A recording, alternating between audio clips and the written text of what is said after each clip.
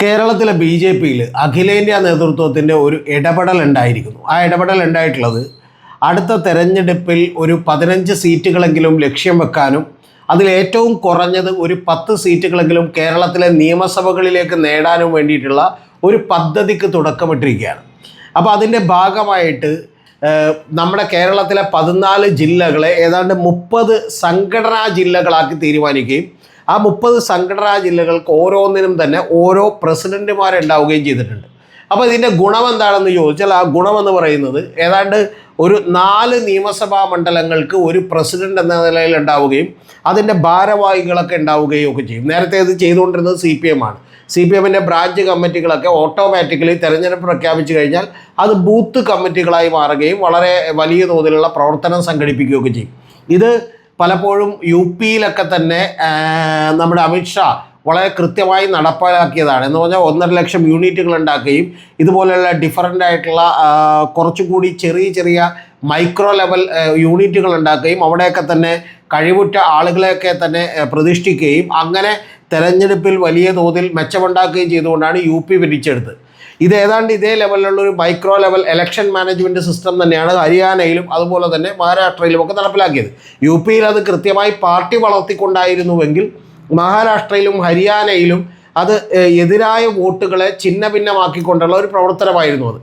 അപ്പോൾ ഏതാണ്ട് കഴിഞ്ഞ തവണ UPയിൽ ചെയ്തതുപോലെ തന്നെ ഇപ്പോൾ ഒരു 19.68% എത്തിയിട്ടുള്ള 20% എന്ന് നമ്മൾ പറയാവുന്ന വോട്ടിലേക്ക് എത്തിയിട്ടുള്ള BJPക്ക് പലപ്പോഴും സംസ്ഥാന നിയമസഭകളിൽ അത്തരത്തിലുള്ള ഒരു പെർഫോമൻസ് കാഴ്ചവെക്കാൻ കഴിയാറില്ല.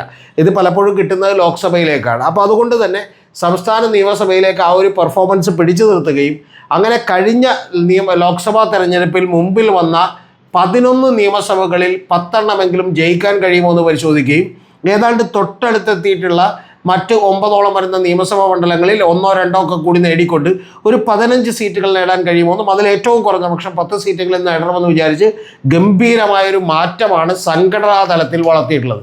BJPയുടെ ഐഡിയോളജിയോട് നമുക്ക് യോജിപ്പുണ്ടോ ഇല്ല എന്നൊക്കെ ഉള്ളത് വേറൊരു പ്രശ്നമാണ്. പക്ഷേ ഏറ്റവും നന്നായി ഇലക്ഷൻ മാനേജ് ചെയ്യുന്ന ഒരു പാർട്ടിയാണ് BJP എന്നുള്ളത് നമുക്കെല്ലാവർക്കും അറിയാം. അപ്പോൾ അതിൻ്റെ ഭാഗമായി 2026 വേണ്ടിയിട്ടുള്ള നിയമസഭാ തെരഞ്ഞെടുപ്പിലും ഇനി 6-7 മാസം കഴിഞ്ഞ് സംഭവിക്കാനിരിക്കുന്ന തദ്ദേശ സ്വയംഭരണ സ്ഥാപനങ്ങളിലേക്കുള്ള തെരഞ്ഞെടുപ്പുകളിലേക്കും വേണ്ടി ഒരു മൈക്രോ ലെവൽ മാനേജ്മെൻറ്റിന് BJP തയ്യാറായിരിക്കുന്നു. ഇവിടെ അടുത്തൊരു പ്രധാനപ്പെട്ട പ്രശ്നമുള്ളത് 140 നിയമസഭാ മണ്ഡലങ്ങളിലേക്ക് 30 ജില്ലകളാക്കി തിരിക്കുകയാണ് ചെയ്തിട്ടുള്ളത്. അതായത് നമ്മുടെ 14 ജില്ലകളെ 30 സംഘടനാ ജില്ലകളാക്കി തിരിക്കുകയാണ്. ആ സംഘടനാ ജില്ലകളാക്കി തിരിച്ചുകൊണ്ടാണ് അതിൽ പ്രശാന്ത് ശിവൻ എന്ന് പറയുന്ന ഒരു പാലക്കാടുള്ള ഒരു ജില്ല ആ വിഭജിക്കപ്പെട്ടതിൽ ബാക്കിയുള്ളതെല്ലാം വിഭജിച്ചു 27 പ്രഖ്യാപിച്ചു. ഇനി 3 ജില്ലകൾ കൂടി വിഭജിക്കാനുള്ള ആ 3 ജില്ലകളും കൂടി ഇതുപോലെ വിഭജിച്ച് 3 പ്രസിഡന്റുമാരെ തീരുമാനിക്കാനിരിക്കുകയാണ്. അതിൽ പാലക്കാട് ഇതുപോലെ ഒരു പ്രസിഡന്റിനെ പ്രശാന്ത് ശിവൻ എന്ന് പറയുന്ന 37 വയസ്സുള്ള ഒരാളെ നിയമിച്ചതാണ് വലിയ തോതിൽ തർക്കമായതും പാലക്കാട് വലിയ പൊട്ടിത്തെറി ഉണ്ടായിട്ടുള്ളതും. ആ പൊട്ടിത്തെറിയുടെ ഭാഗമായിട്ട് 7ഓളം വരുന്ന കൗൺസിലേഴ്സ് രാജിവെക്കുമെന്ന് ഭീഷണി മുഴക്കിയതും അവിടുത്തെ നഗരസഭാ ചെയർപേഴ്സണായിട്ടുള്ള പ്രമീള ശശിധരൻ ഉൾപ്പെടെയുള്ള ആളുകൾ ഇപ്പോൾ അത് 9 എന്ന് കേൾക്കുന്നു. അവരൊക്കെ തന്നെ ഭീഷണിപ്പെടുത്തുകയൊക്കെ ചെയ്തു. പക്ഷെ അവരൊന്നും പെട്ടെന്ന് വിട്ടുപോകാൻ തീരുമാനിച്ചിട്ടില്ല. എന്തായാലും ഇന്ന് രാജിവെച്ചിട്ടില്ല. അതുകൊണ്ട് ആ നഗരസഭ ഭരണം വീഴും എന്ന് ഞാൻ വിചാരിക്കുന്നില്ല. അപ്പോൾ ഇത്തരത്തിലുള്ളൊരു നീക്കം BJPയുടെ ഭാഗത്തു നിന്നുണ്ടായിരിക്കുന്നു. ഇതിനെ വളരെ കൃത്യമായി കൗണ്ടർ ചെയ്യാനായിട്ട് CPMഉം അല്ലെങ്കിൽ ഈ പറയുന്ന കഴിഞ്ഞ തവണ BJP ഒന്നാമതെത്തിയിട്ടുള്ള 11 നിയമസഭാ മണ്ഡലങ്ങളിലെ മഹാഭൂരിപക്ഷം വരുന്ന കോൺഗ്രസിൻ്റെയും CPMൻ്റെയും MLAമാരും ഒക്കെ തയ്യാറായില്ലെങ്കിൽ വലിയ തോതിൽ നേട്ടം BJP ഉണ്ടാക്കും. അതിനു വേണ്ടിയിട്ടുള്ള ഒരു മാക്രോ ലെവൽ പ്ലാനും മൈക്രോ ലെവൽ പ്ലാനും 2 സർവേകൾ നടത്തിക്കൊണ്ട് കൃത്യമായി തയ്യാറാക്കിക്കൊണ്ടാണ് ഇത്തരത്തിലുള്ളൊരു പദ്ധതിയുമായി മുന്നോട്ട് വന്നിട്ടുള്ളത്. ഒന്ന്. ഇനി രണ്ടാമത്തെ കാര്യം, BJPയെ പിന്നോട്ടടിപ്പിക്കുന്ന ഒരു പ്രധാനപ്പെട്ട കാര്യം സംസ്ഥാന തലത്തിൽ ഇന്ന് ഇപ്പോൾ പാലക്കാട് പൊട്ടിത്തെറിയുണ്ടായെന്ന് പറയുന്ന ആളുകൾ പാലക്കാട് മാത്രമല്ല BJPക്കുള്ളിൽ ഒരു അഗ്നിപർവ്വതം പോലെ എപ്പോഴും പുകഞ്ഞുകൊണ്ടിരിക്കുന്ന കാര്യമാണ് ഗ്രൂപ്പ് എന്ന് പറയുന്നത്. അത് PK കൃഷ്ണദാസ് വിഭാഗമോ അല്ലെങ്കിൽ നമ്മുടെ V മുരളീധരൻ വിഭാഗമോ എന്നൊക്കെ വിളിക്കുന്നുണ്ടെങ്കിൽ പോലും അതിനിടയിൽ തന്നെയുള്ള നേതാക്കന്മാരൊക്കെ തമ്മിൽ തന്നെ ഒട്ടും സ്വരച്ചേർച്ചയില്ല എന്നുള്ളത് നമുക്ക് കൃത്യമായി അറിയാവുന്ന ഒരു കാര്യമാണ്. അപ്പോൾ അത്തരത്തിലുള്ള വിഭാഗീയ പ്രവർത്തനങ്ങളെയൊക്കെ അതിജീവിക്കുന്നതിന് വേണ്ടി ഇതിലൊന്നും പെടാത്ത അല്ലെങ്കിൽ കുറച്ചെങ്കിലും പെടാത്ത ആളുകളെയൊക്കെ തന്നെ ഈ ഇത്തരത്തിലുള്ള ജില്ലാ സെക്രട്ടറിമാരായി നിയമിച്ചുകൊണ്ട് അതിനൊരു പരിഹാരം കാണാൻ കഴിയുമോ എന്നുള്ളൊരു ശ്രമം കൂടി നടത്തിയിട്ടുണ്ട്. നേരത്തെ പറഞ്ഞ പാലക്കാട്ടിൽ നിയമിച്ചേക്കണ പ്രശാന്ത് ശിവൻ എന്ന് പറയുന്ന ആളൊക്കെ കൃത്യമായി അത് അവിടെ ഉള്ള കൃഷ്ണകുമാറിൻ്റെ നോമിനി ആയിട്ടുള്ള ആൾ തന്നെയാണ്. യുവമോർച്ചയുടെ ജില്ലാ പ്രസിഡൻ്റായിരുന്നു കൃഷ്ണകുമാർ, ബി.ജെ.പിയുടെ ജില്ലാ പ്രസിഡൻ്റായിരിക്കും. അപ്പോൾ അതുകൊണ്ട് അത് കെ സുരേന്ദ്രൻ്റെയും കൃഷ്ണകുമാറിൻ്റെയൊക്കെ നോമിനി തന്നെയാണ്.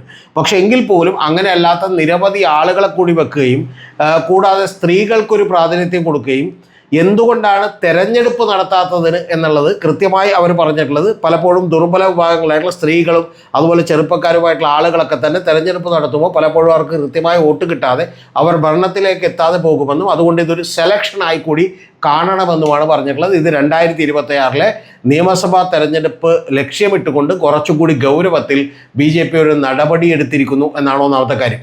ഇനി രണ്ടാമത്തെ ഏറ്റവും പ്രധാനപ്പെട്ട കാര്യം, BJPക്ക് നഗരസഭകളിൽ വലിയ പ്രാമുഖ്യമുള്ളത് എവിടെയാണ് എന്നുള്ളത് നിങ്ങൾ കൃത്യമായി കാണണം. അത് ഒന്ന്, തിരുവനന്തപുരത്ത് അവരാണ് വലിയ പ്രതിപക്ഷം എന്ന് പറയുന്നത്, CPM ആണ് ഭരിക്കുന്നതെന്നുണ്ടെങ്കിൽ പോലും. രണ്ടാമത്തേത്, തൃപ്പൂണിത്തുറയിൽ അവർക്ക് വലിയ തോതിലുള്ള നമ്പർ ഉണ്ടാക്കാനും തൃപ്പൂണിത്തുറയിൽ വലിയ വോട്ട് ബേസ് വർദ്ധിപ്പിക്കാനും അവർക്ക് കഴിഞ്ഞിട്ടുണ്ട്, എറണാകുളത്തുള്ള തൃപ്പൂണിത്തുറയിൽ. മൂന്നാമത്തേത് നമുക്കറിയാം പന്തളം, അവിടെ പന്തളത്ത് കഴിഞ്ഞ തവണ ഇലക്ഷനിൽ അധികാരത്തിൽ വരാൻ BJPക്ക് കഴിഞ്ഞിരുന്നു. അതിൻ്റെ വസ്തുതകളൊക്കെ നിങ്ങൾക്കറിയാം.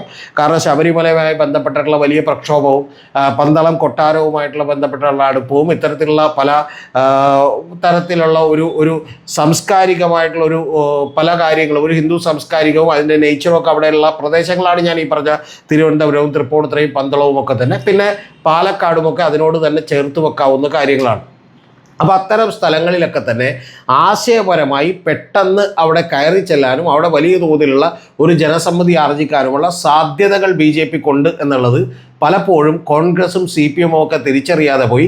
അത്തരത്തിൽ ആശയപരമായ ഒരു BJPയുടെയും ഒരു ഹിന്ദുത്വവൽക്കരണത്തിൻ്റെയും ഒക്കെ മുന്നേറ്റത്തെ ആശയപരമായി പ്രതിരോധിക്കാനായിട്ട് ശാസ്ത്ര സാഹിത്യ പരിഷത്തോ പുരോഗമന കലാസാഹിത്യ സംഗമോ ഒക്കെ പരാജയപ്പെടുകയും കോൺഗ്രസ് പിന്നെ പണ്ടേ തന്നെ ഇതിലൊക്കെ പരാജയപ്പെടുകയും ചെയ്തതുകൊണ്ട് BJPക്ക് വലിയ തോതിലുള്ള ഉണർവുണ്ടായി. ആ ഉണർവിൻ്റെ ഭാഗമായി ഇപ്പോൾ ഹരിപ്പാട് പോലെയുള്ള പല മണ്ഡലങ്ങളിലുമൊക്കെ തന്നെ BJP വലിയ നേട്ടങ്ങൾ ഉണ്ടാക്കിക്കൊണ്ടിരിക്കുകയാണ്. അത് ഹിന്ദു വോട്ടുകൾ, പ്രത്യേകിച്ചും CPMൻ്റെയും കോൺഗ്രസിൻ്റെയും ഭാഗത്തു നിന്നുള്ള ഹിന്ദു വോട്ടുകൾ അവർ മേടിച്ചെടുത്തിട്ടുണ്ട്. കോൺഗ്രസിൻ്റെ ഭാഗത്തേക്ക് നേരത്തെ പോകുമായിരുന്ന ഒരു നായർ കമ്മ്യൂണിറ്റിയുടെ വോട്ടുകളും CPMലേക്ക് മഹാഭൂരിപക്ഷം പോയിക്കൊണ്ടിരുന്ന ഒരു ഈഴവ കമ്മ്യൂണിറ്റിയുടെ വോട്ടുകളും ഒക്കെ തന്നെ മേടിച്ചെടുക്കാൻ അവർക്ക് സാധിച്ചിട്ടുണ്ട്. അപ്പോൾ ഇത്തരത്തിലുള്ള ഒരു വലിയ നേട്ടത്തിലേക്ക് BJP പോവുകയാണ് എന്നുള്ളതാണ് യാഥാർത്ഥ്യം. അതിന് ഒറ്റപ്പാലത്ത് അല്ലെങ്കിൽ പാലക്കാട് ഒരു പൊട്ടിത്തെറി ഉണ്ടായിരിക്കുന്നു, അവിടെയുള്ള നഗരസഭാ ഭരണം വീഴാൻ പോകുന്നു എന്നൊക്കെ പറയുന്നതിൽ യാഥാർത്ഥ്യമൊന്നുമില്ല. അതൊക്കെ ടെമ്പററിയായി ചില പ്രശ്നങ്ങൾ അവർക്ക് സൃഷ്ടിക്കാമെങ്കിൽ പോലും യഥാർത്ഥത്തിൽ BJP ഒരു മുഴ മുമ്പേ തന്നെ കൃത്യമായിട്ടുള്ള തയ്യാറെടുപ്പുകൾ 2026 തെരഞ്ഞെടുപ്പിനും തദ്ദേശ സ്വയംഭരണ തെരഞ്ഞെടുപ്പുകൾക്കും വേണ്ടി തുടങ്ങിയിരിക്കുന്നു എന്നുള്ളതും ഇത് കഴിഞ്ഞ ഒരു 3-4 കൊല്ലമായി സോഷ്യൽ മീഡിയയിലേക്ക് അവർ വളർത്തിക്കൊണ്ടുവരുന്ന ഒരു പ്രത്യേകതരം കൾച്ചറിൻ്റെയും ആശയപ്രചരണത്തിൻ്റെയും ഒക്കെ ഭാഗമായി ഉണ്ടാകുന്നതാണെന്നുമൊക്കെ കൃത്യമായി മനസ്സിലാക്കൽ നമ്മുടെ രാഷ്ട്രീയ പാർട്ടികൾക്ക് ഇല്ലാതായിരിക്കുന്നു. നമ്മളിപ്പോഴും അവരുടെ ഇടക്കുള്ള അല്ലെങ്കിൽ BJPയുടെ അടക്കമുള്ള ചെറിയ പൊട്ടലും ചീറ്റലിലും കൊണ്ട് സംതൃപ്തരാകുന്നു എന്നുള്ളതാണ് വാസ്തവം. പക്ഷെ ഇപ്പോഴും BJP നേരിടുന്ന ഏറ്റവും വലിയ പ്രതിബന്ധമെന്ന് പറയുന്നത് കേരളത്തിലെ സംസ്ഥാനത്തെ നേതാക്കന്മാരാണ്. ആ നേതാക്കന്മാർക്ക് ഇവിടെയുള്ള തെരഞ്ഞെടുപ്പുകൾ ജയിക്കണമെന്നൊരു ആഗ്രഹമില്ല.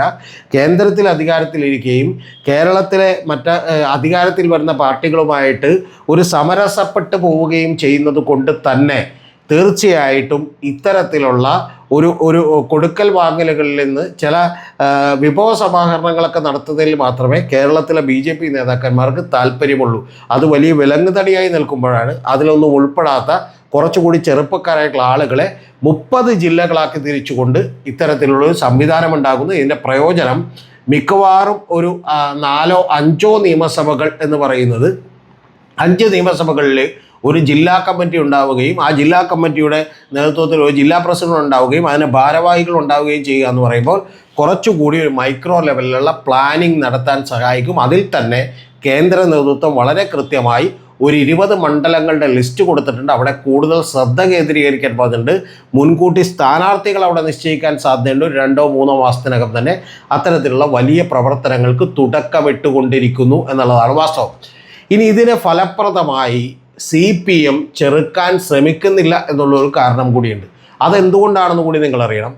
യഥാർത്ഥത്തിൽ ഒരു 5-10 സീറ്റുകൾ BJPക്ക് കിട്ടിയാൽ പോലും കുഴപ്പമില്ലെന്നും പകരം കോൺഗ്രസിൻ്റെ അകത്ത് നിന്നുള്ള, അതായത് ഭരണവിരുദ്ധ വികാരത്തിൻ്റെ വോട്ടുകൾ, ആൻറ്റി ഇൻകുംബൻസിയുടെ വോട്ടുകളൊക്കെ തന്നെ ഭിന്നിച്ചു പോവുകയും അത് BJP ഒരു വലിയ തോതിലുള്ള വോട്ടുകൾ പിടിക്കുകയും അതിൽ ഈ പറയുന്ന നേരത്തെ ഞാൻ പലവട്ടം പറഞ്ഞതുപോലെ 40% താങ്കൾക്ക് CPM മേടിക്കാൻ കഴിയും, 35% CPM മേടിക്കാൻ കഴിയും, BJPക്ക് ഒരു 30%, കോൺഗ്രസിന് 30%, അങ്ങനെ കിട്ടാൻ സാധ്യതയില്ല. പക്ഷേങ്കിലും ഞാൻ പറയുന്നത് വോട്ടുകൾ ഭിന്നിച്ചു പോവുകയും ചെയ്താൽ മിക്കവാറും CPMന് ജയിക്കാൻ കഴിയാവുന്ന നിരവധി മണ്ഡലങ്ങളുണ്ടെന്ന് വിചാരിച്ച് യഥാർത്ഥത്തിൽ ഇത്തരത്തിലുള്ളൊരു കൾച്ചർ ഇവിടെ വളർന്നോട്ടെ എന്ന് CPM വിചാരിക്കുന്നുണ്ട്. ആ വിചാരിക്കുന്നത് കൊണ്ട് കൂടിയാണ് ഇത്തരത്തിലുള്ള വലിയ മാറ്റങ്ങൾക്ക് CPM വലിയ തോതിൽ തടയിടാത്തത്. ഇത് പക്ഷേ മനസ്സിലാക്കേണ്ടതും കൃത്യമായി റിയാക്ട് ചെയ്യേണ്ടതുമെല്ലാം കോൺഗ്രസ് ആണ്. പക്ഷേ കോൺഗ്രസ് പലപ്പോഴും കാണിച്ചിട്ടുള്ളത് പോലെ തന്നെ ഭരണവിരുദ്ധ വികാരം തങ്ങൾക്ക് അനുകൂലമാകുമെന്നും അതിൻ്റെ ഒരു അലംഭാവത്തിൽ ഞങ്ങൾക്ക് ഓട്ടോമാറ്റിക്കലി ഭരണം കിട്ടുമെന്നും പറഞ്ഞാണ് 2021 ഇരുന്നത്. അത് സംഭവിച്ചില്ല.